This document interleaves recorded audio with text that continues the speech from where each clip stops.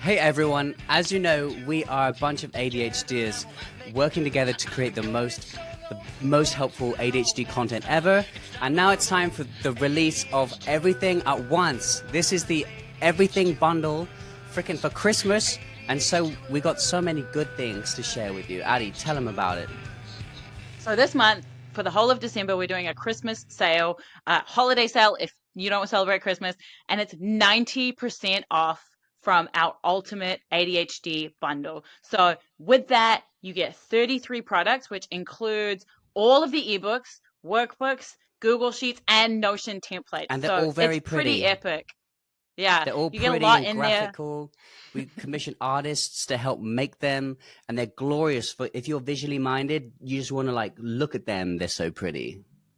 So I like that. You can buy it for yourself for Christmas, or I don't know, for a friend if you think they have ADHD. And on top of the bundle itself, anyone who buys the product in December will go in the draw to win this awesome prize pack. So in the prize pack, we have 10 free ADHD coaching sessions, which, Lord knows we all need.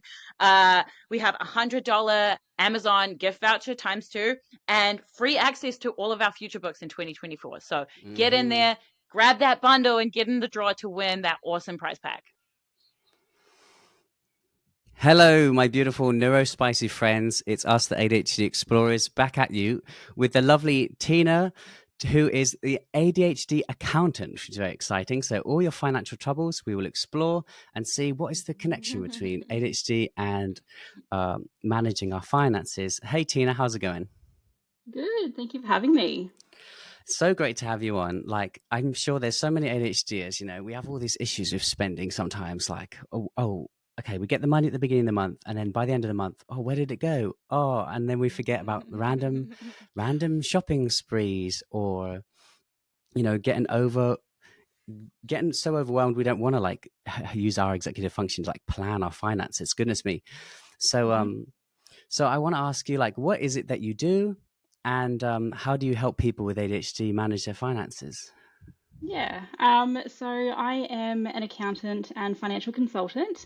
So I help people with their personal finances as well as business finances. So here in Australia, I have my own accounting firm. So I help people with their, business side of things. And then also with the personal side of things, I do through the financial coaching, financial consulting, I should say. I do a little bit of coaching in there, but I like to call it financial consulting, which we do a lot of things depending on the individual. But, if I think about in a group setting like my Instagram, for example, we just, talk about how to decrease our impulsive spending and how we can maintain a budget or spending plan, but also all the emotional things that come with our money as well. Yeah, that's what I feel like when I heard that we had an ADHD accountant coming on. I was like, oh, wow, that's such a niche thing. Like, it's Yeah. so cool that you exist and that you're doing what you're doing. Um, Yep. and it's cool because like we've been talking, like last episode we talked to a nutritionist on ADHD, and it's fascinating how Mm. the emotional side comes into it over and over again. That's what is like, it's almost like this impulsivity, this automatic emotional behavior is Yep. something that affects all our different areas of our life. So thanks for wanting to help other ADHDers with that, first of all. Thank you. Um, I'd absolutely love it. So it's my pleasure. so like, what would you say are the main like issues that ADHDers have with their finances? Impulsive spending is the biggest one that I come across. Mm. It's always, one of the first things people come to me with when I'm on, talking on podcasts or doing workshops for people. That seems to be the number one thing, followed closely by budgeting. So, not only making a budget, understanding how to do that, organizing finances, but also sort of sticking to a budget or a plan as well. And then below that is, just general money management, which does encompass quite a few things, but, a lot of people just throw up their hands at even the mention of money or finances. So that comes in at number three. It's I think it's triggering for me. yeah, Mm. I'm like, oh, you want it to have comes up in a lot of what we do. Like even the nutritionist the other day, it was like it's these feelings of shame, right? That Yep. come up around various different things. But yeah, with money, it's like these feelings of shame about like not Hmm. understanding how to manage your money, or spending too much money, or like, how do I Guilt. open a bank account? Yes. Like, so I'm sure in your time with your clients, there's a Hmm. lot of this kind of like emotional management part of it. Yes. Like, how do you help people work through things like guilt if they've like spent loads that month and they're a bit Hmm. overwhelmed by that side of it? How do you approach that side of it?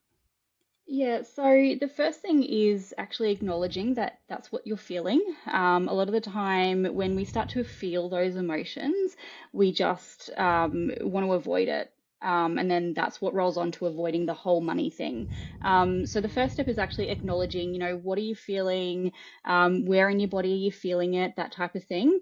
And then actually working through that. So I always say it's a bit of a juggle between someone like myself who's a consultant or a coach or something, but then also possibly like a therapist, because whilst I can do, a little bit around the emotions, if the emotions are there because of something that's happened in the past, which, a lot of the times it is, that's where therapy can come into it as well. So we kind of, I do my part. When it comes to helping to try to work through those emotions. And then, if they need help elsewhere, then I always direct them where to go. But as far as my part goes, it's exactly that. It's just trying to understand why that emotion has come up, what's triggered it, what's happening, and then trying to work through, whatever that emotion is, where it's coming from, things like that. And then that can open a floodgate of a whole lot of other things. As I said, if it's money stories from the past or money beliefs from the past and things like that, that opens up a lot more stuff to talk about and work on. Wow, so it's like you're dealing with the core upstream symptoms rather than like just putting a band-aid on the situation. You're helping Yep, them go that's into that exactly right. place and Yeah, that's right. yeah, make a Mm. new relationship with those emotions. Wow, that's really Yep. cool. It's like such an interesting niche, like because like how did you come to want to share your knowledge with the overlap between ADHD and finances? Um, I can't take full credit for it. Look, I've been an accountant for a really long time. I don't know, I think it's probably up to like 12 or 14 years now. So it's always, numbers have always been my thing. And then when I got diagnosed with ADHD, um, I got a lot of emotion out of that about, what does that mean for my career, all that kind of stuff. And Mm. I started posting on Instagram just general ADHD content. I would just want to share my journey of getting diagnosed and what that meant for me and my career and my work and family life and all that kind of stuff. And I spoke to somebody one day who I'd met through my Instagram, and we were talking about where I was going to take my career. And she's like, why don't you combine your money and ADHD? And I was like, what are you talking about? Like, that's not a thing. And she's like, absolutely it is. She said, you'd be surprised at how many people with ADHD struggle with money and all that kind of stuff. And that's honestly, I held so much shame because I'm one of those people, even though I love money, I'm great at what I do, I'm still ADHD. I still impulsively spend. I still have a lot of shame. Mm. Well, I did have a lot of shame. I've worked on that, obviously, but Mhm. so that brought up a lot of things for me, and I didn't realize that, other people would feel that way as well. So that's when I sort of started to take the avenue of talking a lot on my Instagram around money and kind of shifted my content to that. And once I did that, my account just blew up. And that person was exactly right. It's a huge thing in this community to struggle with money, and people really need help with it. Mm. How did you find being in that industry and having ADHD? Did you find that like meeting other people then helped you understand like a lot of what had been going on? Yeah, once I got diagnosed, and I started to meet other ADHDers and people like that.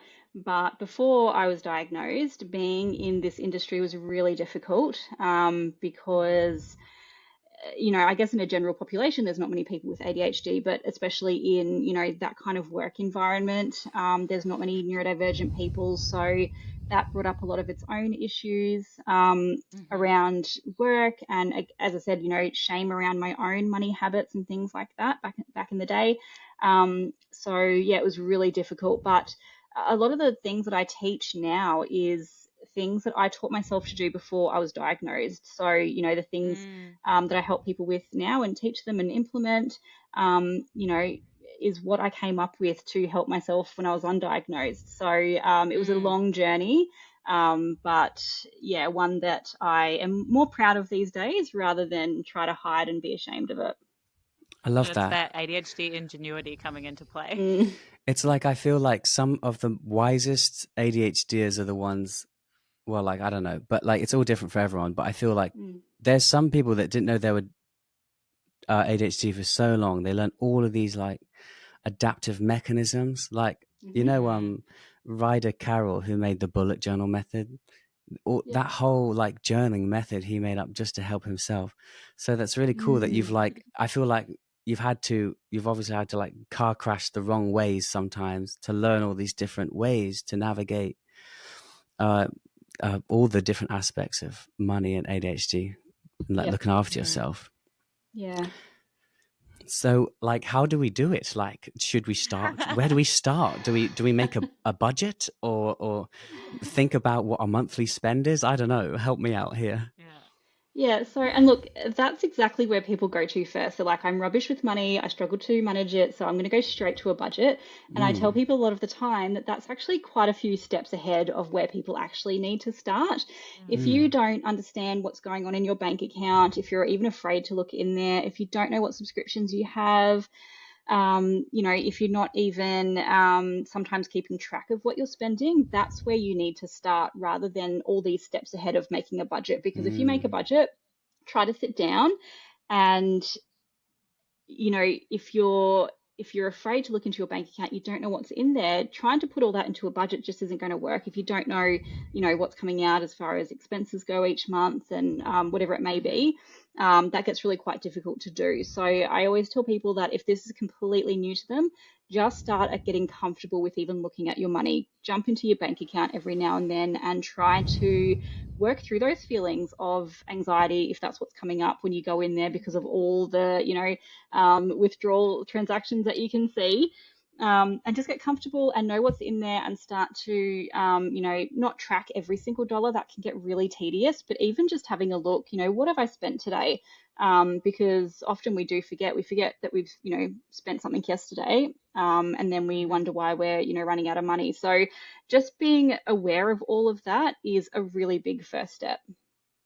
Mm, yeah, because like, how can you even make a budget when you don't know what you're budgeting on, right? Like, Yeah, what you're actually spending money on.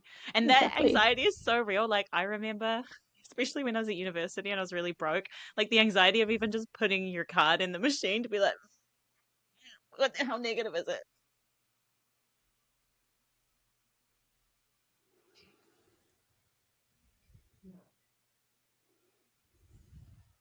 wait, can you say again, Addy? It cut out for me. Yeah, I said that it's just the anxiety piece is really real. Like when you put your card into the machine and then you don't know what's going to come up on the screen. Yeah. Yes.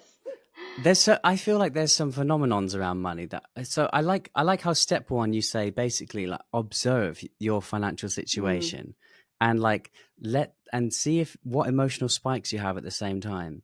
So you get an hmm awareness of like what's going on and your reaction to it, and then from there you can kind of move forward. Because I think that Yeah. kind of avoidant behavior that us ADHDers love to hang out in, and like it's hmm super easy to like I Mm, know that money freaks me out. I don't want to like ever run out of money or whatever. Like it's really scary. And obviously like, I feel like even having capacity to feel those uncomfortable emotions is kind of hard for us sometimes. So step yep. one, observe your situation, I guess. And then so after we got a feel for what's going in and out, how do we move forward then, would you say?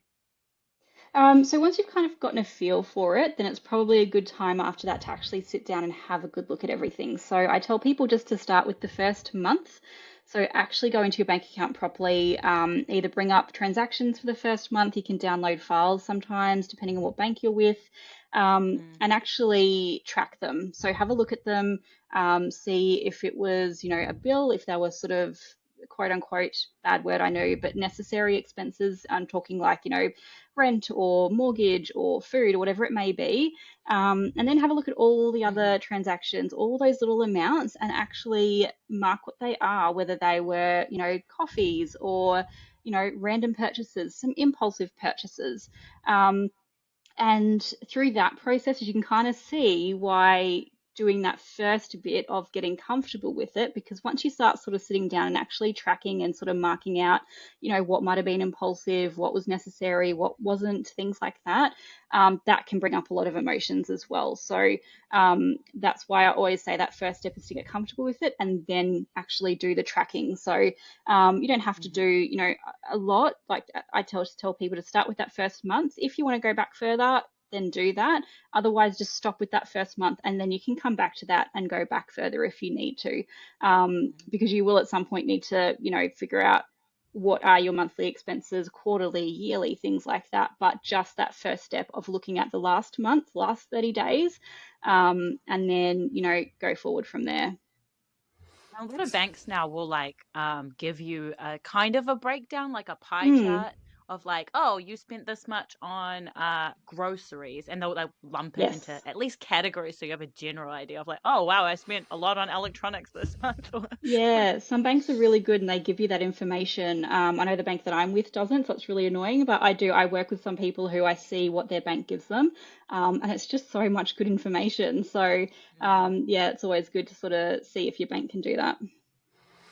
Yeah, I think for me at least, I'm very visual, and I think that seeing those kind of like pie charts and things, like when I see things in a big Mm, list, I'm just like, wow, I just want to like puke or something, yes. like I don't know how to make it more fun. It's almost like we're always craving novelty. So I feel like I know there are some apps that like you can plug in your finances to and see it all Mhm. colorful and rainbowy, which I don't know if that helps, but I guess that's something that exists out there of some kind. Yeah. Or like Clio is, I don't know if you know about Clio. They're like an AI-ish chat kind of app, and Okay. you're like, hey Clio, do I have money to spend on XYZ? And they're like, your bills are coming up, you should prioritize that. Oh, wow. How cool's that? Whoa, that's Yeah, really I haven't cool. used it myself, but I've heard about them. I'm gonna have to take a look at that. That sounds really interesting. I know, Tina, I know what you mean about when it comes to like when you're sharing content online and Mm, an ADHD. I feel like we always kind of make mistakes ourselves along the way. mhm. Like I feel like we do this podcast from a perspective of like, hey, we're learning alongside you.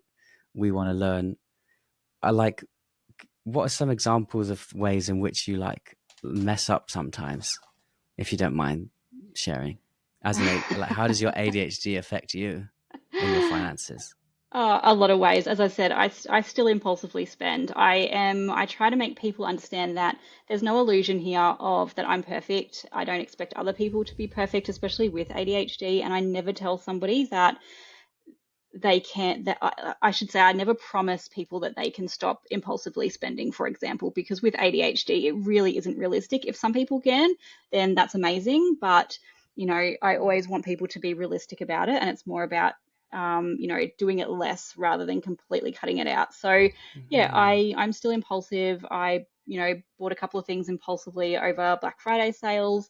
Um, Sometimes I don't want to look at my bank account either, like especially if I remember stuff that I've spent. I'm like, oh, Oh my sometimes I gosh. went into my bank account this morning and I'm like, oh, I spent two transactions yesterday, which was they totaled to $150. And I'm like, wow, that's actually put a bit of a dent in the money that was in there. So there are a few ways that I, you know, that ADHD affects my finances. Um, But the good thing is that these days I'm much more aware of them, so I tend not to get into that shame spiral and that feelings of guilt.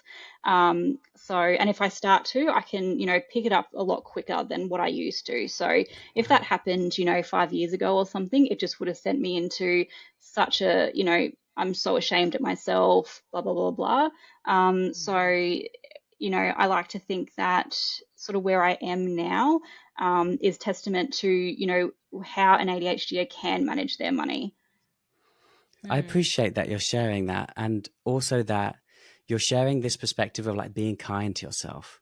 And Mm, and this seems to like come up again and again, that like Again and the again, biggest yes. mistake ADHDs make is we're so mean to ourselves and we beat yeah. ourselves up, and the guilt cycle is so real, that downward guilt Hmm. cycle, and it's like us punishing ourselves. So gosh, so how did you get out of that pattern, if I can ask that? Hmm. Um, there's not really sort of one thing that I can pinpoint. I think it was more just a lot of work around accepting my ADHD and what that means for me. And Mm. then a lot of work. Look, I've spent the last year with a therapist as well who has helped me, not so much, with money specifically. It's more, as I said, the emotions and things like that that go into it. Helping me to recognize what emotions that I'm feeling, because I didn't actually realize that sometimes I misinterpret the emotion that I'm feeling, which apparently a lot of ADHDers do as well. Um, Alexithymia. yeah. So, I think there's been that external help. There's been a lot of reading and, YouTube videos and anything that I can do to learn about what ADHD means as a general thing. Learning a lot about Mm-hmm. that, learning a lot about how ADHD affects me specifically. So being much more aware, journaling, all that kind of stuff.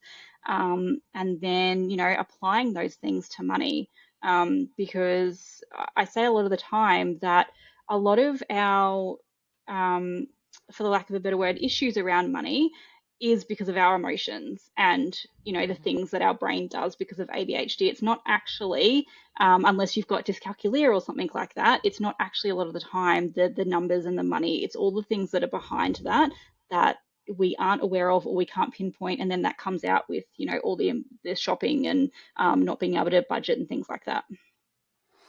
Yeah, Wow. there's a lot of shame there with like, Mm, especially as an adult. The older you get, you're like, I should be able to like mm, be on top of my finances and this, and then yeah, like take care of myself. And I'm like, I shouldn't have to ask my parents for help again in my yeah. 30s. And like, yeah, that overcoming that is a lot of work. Yeah, yeah, absolutely. And it's interesting there how both those things you said, you were like, I should be able to this, I shouldn't have to do that. And that's what we say we Hmm. Hmm. should all the time, which then again plays into more guilt, into more shame. So being aware of, the words that you actually use, towards yourself as well, can go a really long way. Hmm. I feel there's something to be said about like avoidance, in terms of like, for me, like I feel like I avoid something and then I get more scared of it because I avoided it. Mm, And then I avoid it some more and I get more scared. yeah. And then it turns into this whole thing that I can't talk about, or like my partner can't bring it up with me Hmm. because like they're scared that I'm gonna like freak out or something, of like, Yeah. of just like feeling like it's a tender place. I'm ashamed, maybe. I don't want to feel that shame. Hmm. And that takes a lot of self love to dissolve that shame and Mm, fear sometimes, and that avoidance. yeah. Like to know that it's like, sometimes it's like survival, we don't want to feel those uncomfortable emotions again. Yeah, So it's a very absolutely. Hmm. interesting topic, this. Like, it Hmm. does bring up so much emotions, and like, learn. It's like almost you're encouraging people to approach it like with awareness of like what your triggers are, Yep. and what your emotions are around everything. That's really interesting. Hmm. Because even I guess related to like impulsive spending, which you said is the biggest thing people struggle with, everyone's going to have like a different emotional trigger or like circumstantial trigger that pushes Yes. them into emotional spending. Like for some of us, it might just be that only if we see it when we're walking past it, and then that's a bit Mm, easier. You can just avoid going those places.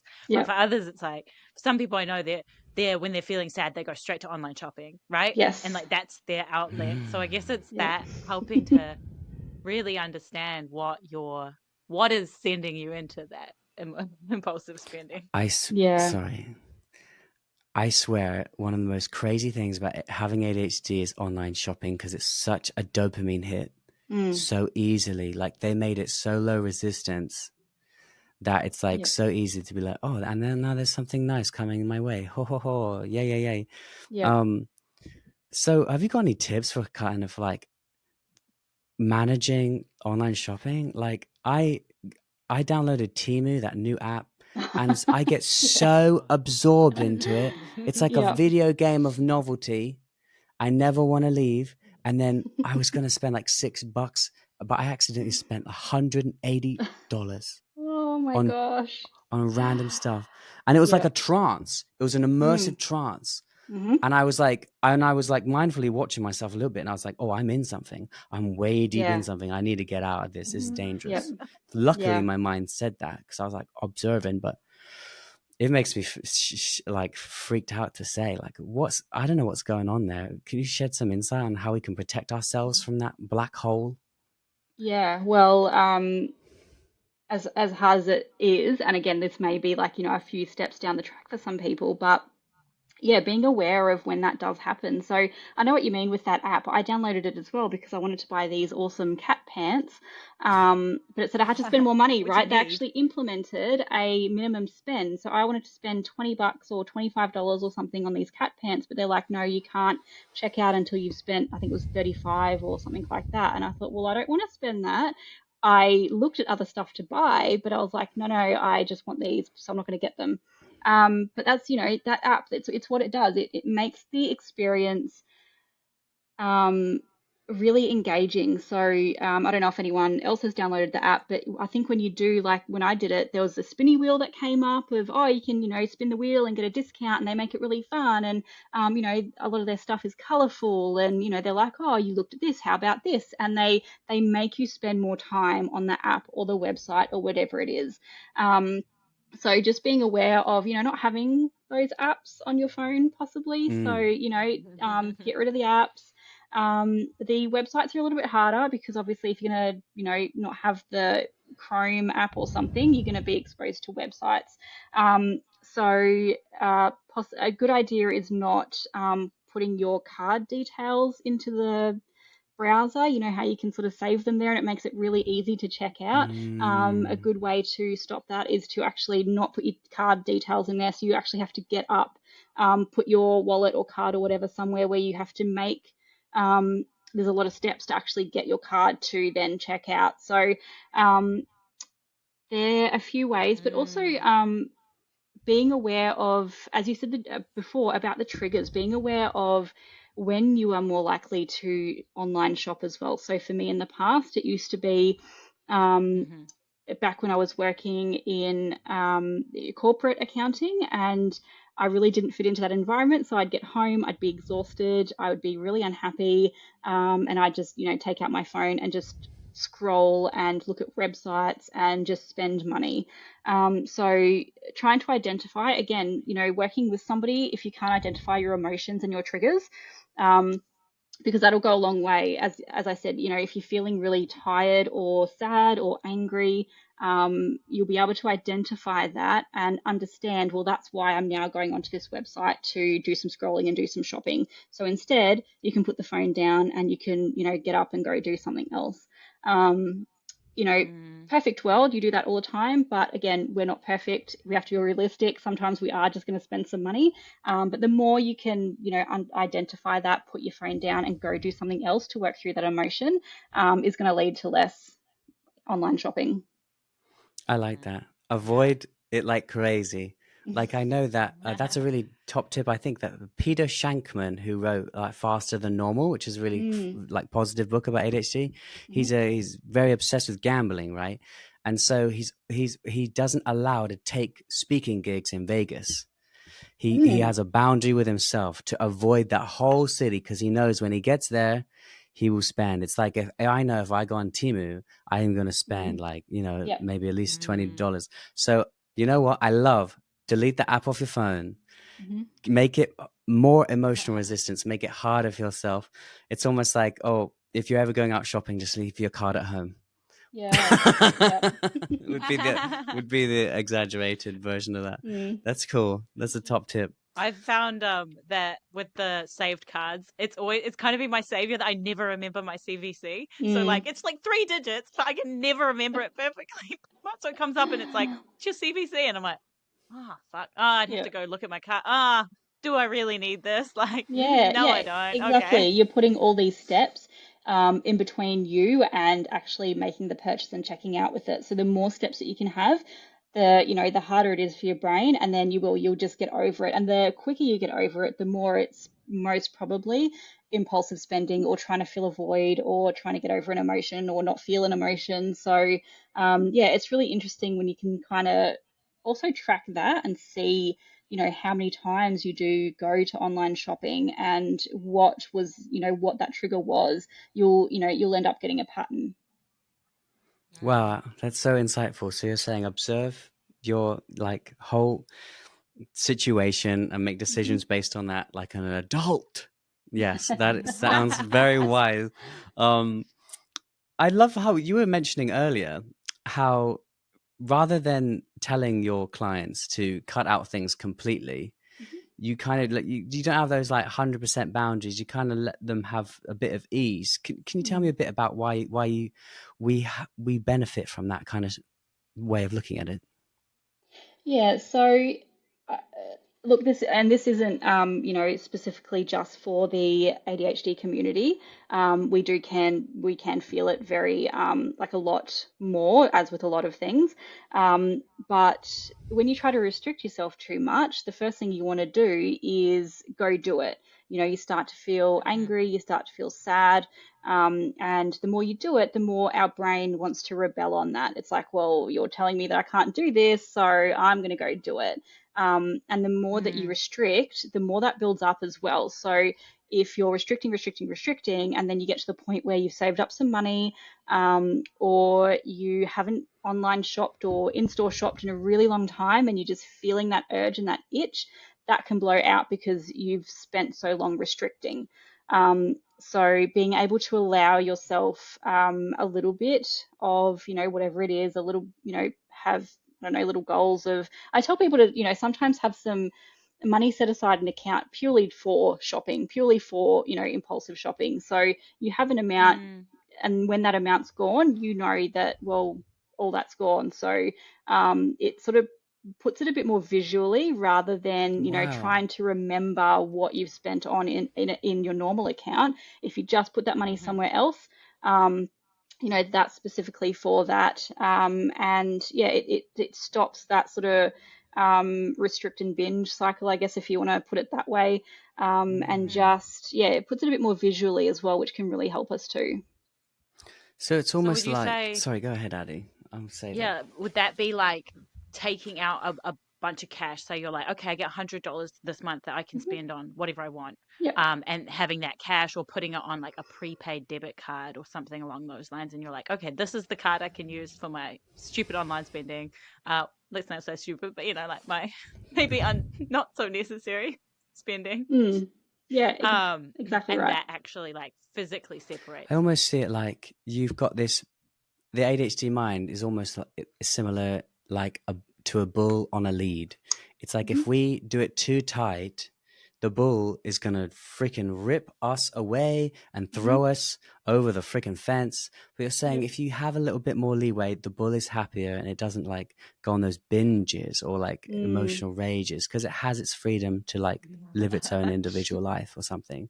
Would you Yeah. say that that's Yeah, a yeah, visual? I haven't actually thought about that before, but that's one way that you can put it, absolutely. The other type of visual, and it may not make sense to people who don't have kids, perhaps, I'm not sure, but I always tell people as well that our brains can be very much like children, and sometimes to treat your brain like a child. So, for example, if I go out to the store with my 2 kids, they're 8 and 10. And of course, as soon as they see anything, they're also neurodivergent. So they see a lot of things and they're like, I want, I want, I want, I want. So rather than saying, no, you can't have that, no, you can't have that, sometimes I do. So they understand that, we're not just here to shop up a storm.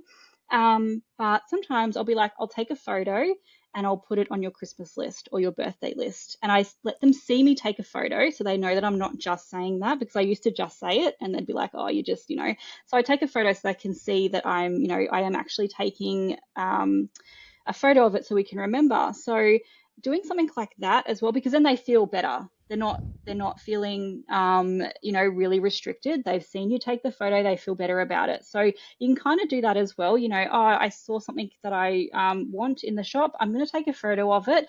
It tricks your brain into thinking I'm taking a photo to remember that. Or you can write it down if you don't want to take a photo, whatever it is. Because then it tricks your brain into like, okay, I'm not saying to myself, no, I'm just saying not right now, we'll get it down the track. And then how often do we forget about that thing, right? If we leave the store, sometimes it's as soon as we've walked away from that particular spot, it's completely out of our brain and we don't think about it for the next 6 months. And I don't know, I find random photos on my phone. I'm like, oh, I was looking at that. Thank goodness I didn't buy it because I didn't actually want it. So doing something like that as well. So the more that, sometimes you treat your brain like a child, sometimes the better it does behave. That's such a cool Wow. tip. I love that. Especially your kids So- feel seen Yes. and you feel like you know what you want to get them for Christmas as well. Yeah, exactly. Double win. So exactly. So it works both ways.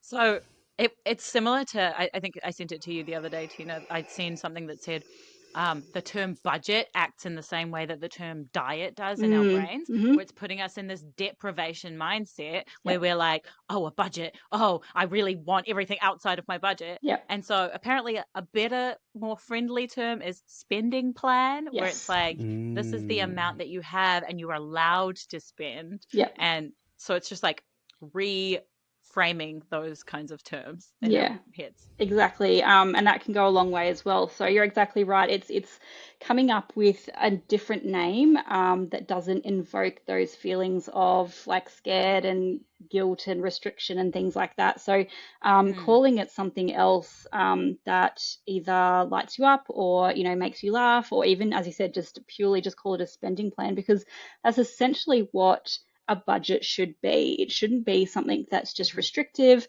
and you set and forget. It should be this plan that's constantly moving, that you revisit all the time, that you look at and go, is this actually realistic? Things can change in our lives so quickly now that it doesn't make sense to just set a budget or a spending plan and then you don't look at it for 12 months. So anything that in your, you can call it, that invokes those, those nicer emotions and thoughts around the budget or the spending plan can really help you actually attempt to make one. A spending plan party with like bubbles and colorful boxes would work for me. I think, I think that would help. Like, I think that the main things that help for me is making it huge and visual, Yep. like Yep. having it on the wall in a Yep. giant poster board thing. I guess people would use whiteboards for this. It would be a good idea because then it can change still. It's not like set in a framework and that's like restrictive energy. Yeah, yeah, and you make a really good point that it needs to be um, something that's accessible for you as well. So some people love their spreadsheets and their fancy dashboards and things like that. Some people do not want a bar of that. They will not open their laptop or computer to even look at it. So what's the point of doing it, right? What's the point in having a spreadsheet if A, you don't like spreadsheets, and B, there's again a lot of steps to actually get to that spreadsheet of getting your laptop, opening it, turning it on, going to the place where it is. There's a lot of steps that people don't actually think about to get to that point, which, by the time you've done that, like if you're in, a really low functioning day, for example, that might be a lot of your mental energy gone before you've even gotten to that point of looking at your spending plan. So something that's more accessible, as you said, either on a wall or a book that you just keep in the kitchen or next to your bed or whatever it is. Even just, a piece of paper. Sometimes I do my weekly budget on a post-it note because it's the most accessible thing at that time. It doesn't have to be the same thing all the time either. Keep the novelty alive, do it on a whiteboard sometimes, do it on a piece of paper. Get a book if that's something, do it on a spreadsheet for a month or two and then change. It doesn't have to be the same thing all the time, which will then, hopefully, as I said, just keep some novelty there and make it a bit more fun. I love that. It's nice to have the freedom to move. I think I've felt very guilty sometimes about starting a notebook and then I don't finish it and I'm like, oh, I failed. Or like trying to organize my life. And I was like, right, I'll do it in this like journal. And then I fail and I'm like, oh no, I failed at life. Guilt spiral time. I love how you're just like, well, just change. Just feel free. Like, no worries, mate. Enjoy your post-it, enjoy your whiteboard. Like, whatever increases your awareness of how you're managing your money and the inflows and outflows, it's good. That's cool. Absolutely. And this is why having these conversations in this community is so important, because we often don't hear this kind of stuff from typical financial advice. It's always, don't do it on paper because you're going to lose it. You need to do it on a spreadsheet. You need to make write sure down your outgoings and incomings. Yeah. You need to make sure you stick to it. You need to do this. You need to do that. And then we fall into the, should, which again, just shame, guilt, all of that stuff starts coming up. So I'm trying to think of it actually, sorry, go ahead, Addie. Relates to one of the questions someone sent in was that budgeting takes a lot of executive function energy they don't have. Is there any way to budget that's more ADHD friendly? So like what you said, just like changing it up, writing on different things. And then they also asked, are there any apps to maybe automate that or generally make it easier? Yeah, there's apps out there. A lot of ADHDers find success with You Need a Budget app. I've used an app in the past, but I don't really use them now because for me personally, the steps to set it up, connect everything, start to categorize everything so the algorithm or whatever it is understands it from there. That's actually a lot of steps for me, so I avoid that. But You Need a Budget app. I think there's an app called Mint as well. There's also one that looks amazing, which is Copilot Money. Not available in Australia yet, so I'm bummed I can't use it yet, but it looks amazing from their website. So have a look if that's available in your country. That's cool. Copilot Money. Yeah. Okay. Yeah, that'd be handy. So related to spending plans, we have the holidays coming up. This is probably going to come out around the 9th or 10th of December. So probably when we're all buying our last minute gifts. So do you have any suggestions on how to create a spending plan around this time of year? Yes. So this time of year and, similarly with birthdays and things like that, it brings up a lot of emotion, right? So if you've got kids and they want all this stuff and you're like, oh my gosh, I just want to get you all this stuff for Christmas, especially for somebody like me who absolutely loves Christmas and I just want to get the most amazing presents for people. But, understanding that our purchases are going to be fueled by those emotions. Not always negative emotions either, which we've touched on earlier in this episode, but even positive emotions like that excitement for Christmas, like, oh, my kid wants all this amazing stuff, or I know my sister wants this, my friend would love this. So again, being aware of those emotions and perhaps making a list of possible presents and budgets for each person as well. When you're feeling good, so not when you're, really sad, not when you're overly excited. If you are somebody with a menstrual cycle, trying to get into the good part of your menstrual cycle before you do that, because, we've got that week before our period where it's just, we're just going to spend and make really, not great financial decisions. So trying to get that point in your day or your week where you're feeling really good and you can make those more sound decisions, like, how many presents to buy, budgets for people, things like that. And again, trying to help yourself stick to that by when you are purchasing, again, do it when you're not feeling overly excited, when you're not feeling sad. So all those sorts of things that we've just spoken about is going to apply to the holiday season as well. And also a really good one as well, if people work and they have colleagues, try not to buy from a place of obligation as well. When we feel like we're obligated to buy our colleagues a Christmas gift or the neighbor a Christmas gift, if you can afford it and you want to, go crazy. Personal finance is personal for that reason. But try not to, go too crazy with just because you feel obligated to buy gifts for people. It's up to you whether you buy a Christmas gift for somebody or not. So yeah, try not to feel sort of guilted into buying too many gifts or even buying for people that you don't actually want to. Wow, it sounds like what I'm trying to like put this all into form in my head, and I feel like you're helping yourself not impulse spend by being like almost in what's it called when you make decisions beforehand. Mm, You're intentional. yeah, Because I feel like if you put yourself, you got a few days before Christmas, you're emotionally overwhelmed, mm, you're kind of like emotionally drunk, you could say, or like not emotionally sober at least, and it yeah, encourage this impulsivity. hmm, Like so you're saying if you think in advance when you're mentally sober, yeah, it will be better for you. yeah, Oh, that's good. absolutely, I'm just yeah. trying to like put it into form. That's good advice. Wow, thank you. You have so many zingers. I could talk about this all Zinger day. storm. Well, that's what we're here for.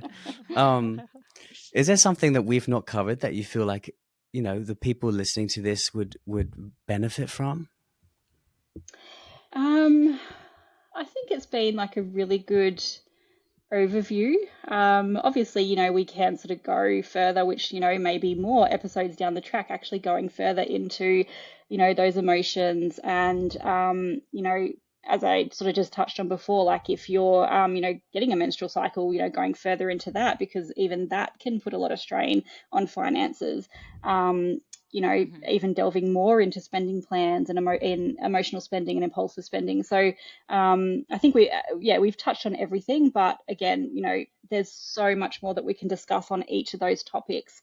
But even as I said before, starting with step one, I think this is probably a really good step one overview of where people might want to go deeper into their money management knowledge.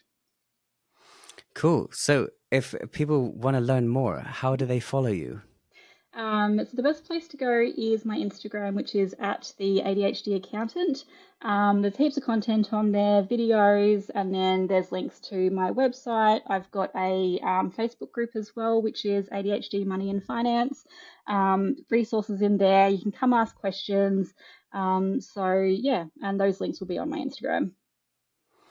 Wow. Thank you so much for giving us such a great overview of so many different aspects. I really value your time. And dear listeners, I hope you've learned a lot from this. If you feel like anyone else can benefit from this kind of advice, make sure you send in this episode. And I hope it benefits you. And this week, remember to celebrate every single win you have. And for any resources that we have, we're just a ADHDers is like a group of people that are ADHDers just wanting to help other ADHDers, and we make resources at ADHDers.com. So And we even you're have a welcome to spending dig in, plan. and it's pay as you feel. So I hope you learned a lot. Thank you so much, Tina. Thank you for And having we me. will catch you all. Maybe we'll do another episode with some more questions from the community. So send us any on our Insta DMs that you have, and have a great week of caring for yourself even more. Lots of love, everyone.